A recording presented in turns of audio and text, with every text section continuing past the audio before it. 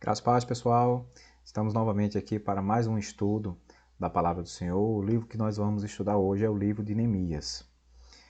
Na lição 12, o autor da lição ele colocou junto tanto o livro de Neemias como o livro de Esté. São do mesmo período, contextos espaciais diferentes, mas por uma questão didática nós vamos separar aqui a exposição desses dois livros e vamos trabalhar primeiro o de Neemias e na sequência o livro de Esté. Os alvos da nossa lição são esses: conscientizar-se da atuação dos líderes de Israel no retorno do exílio, a importância desses líderes para o povo, na medida que volta do exílio, no restabelecimento da nação e também no restabelecimento da fé desse mesmo povo. Precisamos sentir, alegrar-se com as capacidades e habilidades que Deus lhe confiou. Deus sabe tudo que faz e tudo que Deus faz é perfeito.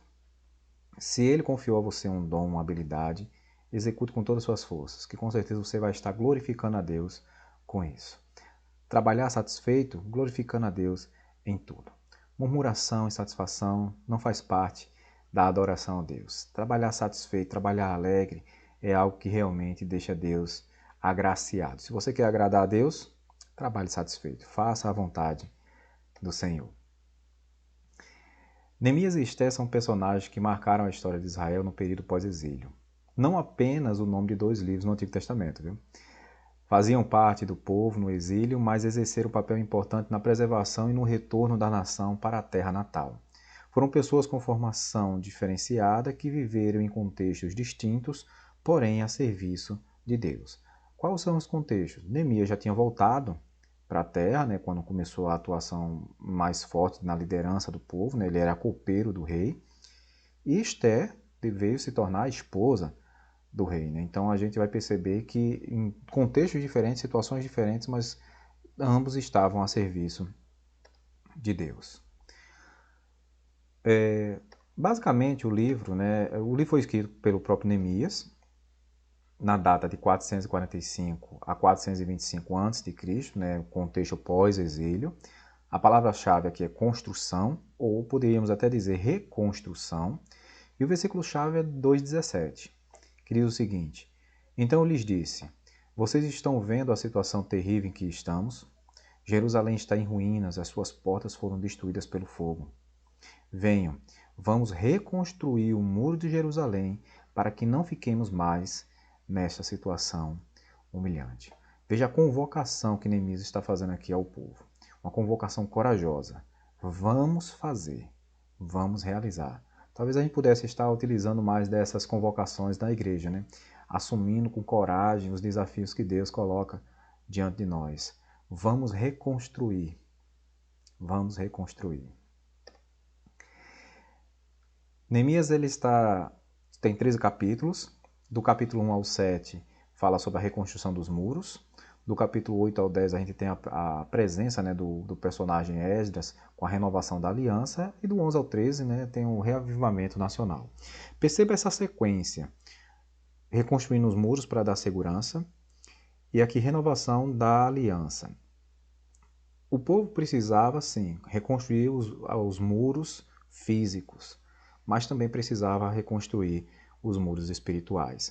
E é por isso que aqui tinha essa renovação da aliança. Todo líder de Deus, todo profeta de Deus, convoca o povo para olhar novamente para a aliança. Não tem para onde fugir. Deus fez um pacto com o povo, Deus mantém-se fiel a esse pacto e o povo precisa, volta e meia, estar renovando, estar relembrando essa aliança que foi feita. E aí sim, a esse avivamento nacional, a essa vontade realmente de servir ao Senhor.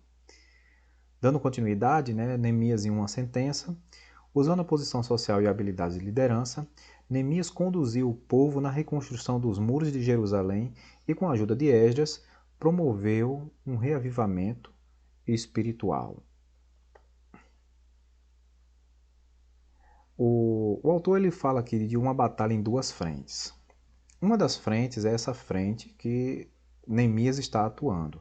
A outra frente de batalha é a que Esté está travando, do outro lado, em uma outra nação, junto ao rei. Então aqui a gente vai trabalhar nessa lição uma dessas frentes. Quando for na próxima semana a gente vai conseguir juntar e perceber quais são essas duas frentes, né? A primeira delas é essa com Neemias. A história de Neemias é uma continuação do que Esdras escreveu. Ambos estavam engajados na preservação e reconstrução de Israel junto ao povo que retornou do exílio enfrentando as oposições internas e externas. A outra frente, como eu disse, né, foi travada por Esther e veremos mais detalhes na próxima aula. Continuando ainda nessa questão dessas frentes de batalha, né, o lado de Esdras e Neemias, que estavam no mesmo local, né, no mesmo contexto, Esdras ele descreve a volta dos judeus à nação e como reconstruir o templo do Senhor. Neemias ele vai relatar tem esse relato como Neemias mostra o amor por Deus e por seu povo e como usa seu talento para o bem da nação, né? Então a gente vê aqui as habilidades que Neemias conquistou, as habilidades de liderança, as habilidades de, de coordenação de trabalhos, como isso foi usado a favor do povo, né? E Esther mostra como Deus cuidou do povo mesmo durante a disciplina e o cativeiro. A liderança de Neemias tem sido reconhecida por muitos autores. Era copeiro do rei, uma posição importante na corte. Ele mostrou algumas qualidades que não podem faltar na vida do líder cristão que deseja ter sucesso nos projetos empreendidos. Hoje nós temos livros e mais livros que tratam de liderança cristã. E é praticamente um dos capítulos, ou até o tema do livro todo, essa liderança de Neemias. Neemias acertou em tudo? Não. Claro, teve coisas que fez por conta própria, o resultado não foi positivo, mas todas as coisas, todo o esforço que ele teve, toda a boa vontade que teve de fazer a obra do Senhor, com a orientação de Deus, ele foi muito bem sucedido nisso. Continua sendo um exemplo de liderança para todos nós hoje.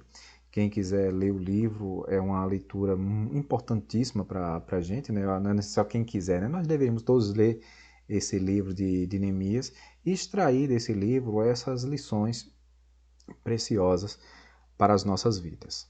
É interessante, gente, que quando a gente percebe a função de Neemias, assim, ele é o mordomo do rei. Mas isso não quer dizer que ele era só um garçom. Ele tinha uma função de confiança para que o rei não ingerisse nenhum alimento envenenado.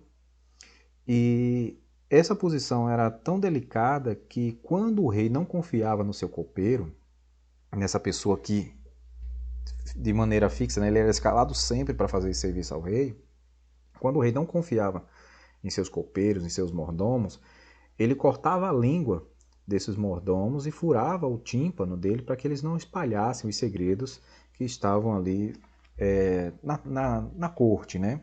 Então perceba que a função que Neemias exercia era uma função de confiança. Então, e Deus honrou, né, a forma como ele trabalhou com o rei confiava de tal forma nele que o encarregou dessa obra na reconstrução dos muros de Jerusalém. E aí nós chegamos na, na etapa, né, onde vem o reconhecimento, né, dessa liderança, né, de Neemias. Né? Ele foi reconhecido pelos gentios. Nós reconhecemos o Neemias também como um homem de oração. Trabalhou em equipe, não tinha como fazer a obra que ele fez se ele trabalhasse sozinho. Soube enfrentar a oposição, encorajando também o povo. Porque uma coisa, gente, é perceber que tem oposição e fugir dela. Aqui não, ele enfrentou essa oposição, ele soube como fazer, ele soube como motivar o povo a continuar firme. E ele liderou o povo na organização e reconstrução nacional. Né? Então, por mais que não tivesse pretensões de ser o governante, ele trabalhou nessa organização para que as pessoas pudessem estar assumindo, né, os seus postos, as suas devidas funções diante da nação. Do ponto de vista doutrinário, né, nós temos o nome de Neemias significa Jeová consola. Esse homem buscou o consolo do Senhor e depois encorajou o povo a confiar em Deus para reconstruir os muros da cidade. O capítulo 1 nos ensina como a oração é importante na vida daquele que serve o Senhor. Talvez essa seja a doutrina principal desse livro. É claro, nós temos soberania de Deus, nós temos outras doutrinas que também estão presentes nesse livro, e a gente vai ver também outros aspectos dentro do livro de Esther, mas a oração ela se destaca dentro do livro de Neemias. E perceba o seguinte, né? Como essa oração tanto clama pelo favor de Deus, quanto também encoraja o povo a fazer o mesmo. Então, comece sempre pela oração. Veja que está aqui logo no capítulo 1, né, de Neemias, ele começou bem quando foi orar. Então a gente começa bem quando a gente começa orando, né? Então preste bastante atenção nisso. Para finalizar, tanto Neemias quanto Esther, né, eles foram servos de Deus, firmes no propósito de cumprir a missão que lhes foi designada pelo Senhor. Não viveram num tempo que tivessem facilidades ou vantagens concretas ao lado deles. Pelo contrário, venceram pela fé na soberania de Deus e pela perseverança na decisão de cumprir o plano divino. Eles são exemplos dignos de serem imitados, né? E quando a gente fala assim que a gente fala assim, não, Esther, ela foi a esposa do rei. Sim, ela foi a esposa do rei, mas até chegar a ser esposa do rei e conseguir realizar a obra que Deus tinha designado para ela, não foi um campo fácil. Ela passou um risco até mesmo de ser destituída, de ser morta. Então ela continuou e preservou nisso. Sair do conforto do palácio, porque o mordomo não era só um empregado, ele era um empregado com status. Sair desse conforto do palácio e vir dirigir uma nação que estava em ruínas também não é uma obra fácil. Principalmente quando tinha povos inimigos tentando ali usurpar aquela terra, queriam ali colocar os planos de Neemias por água abaixo. Então note que a gente vai ter essa ação desses personagens que desafiaram, né, as dificuldades, os problemas e conseguiram prevalecer. Mas por quê? Porque eles tinham fé. Porque eles confiavam em Deus. E essa é uma lição que fica para a gente.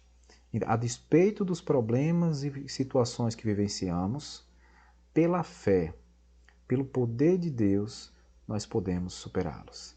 Que Deus dê um domingo abençoado a você. Nos encontraremos no próximo estudo. Deus te abençoe, meu querido, em nome de Jesus. Amém.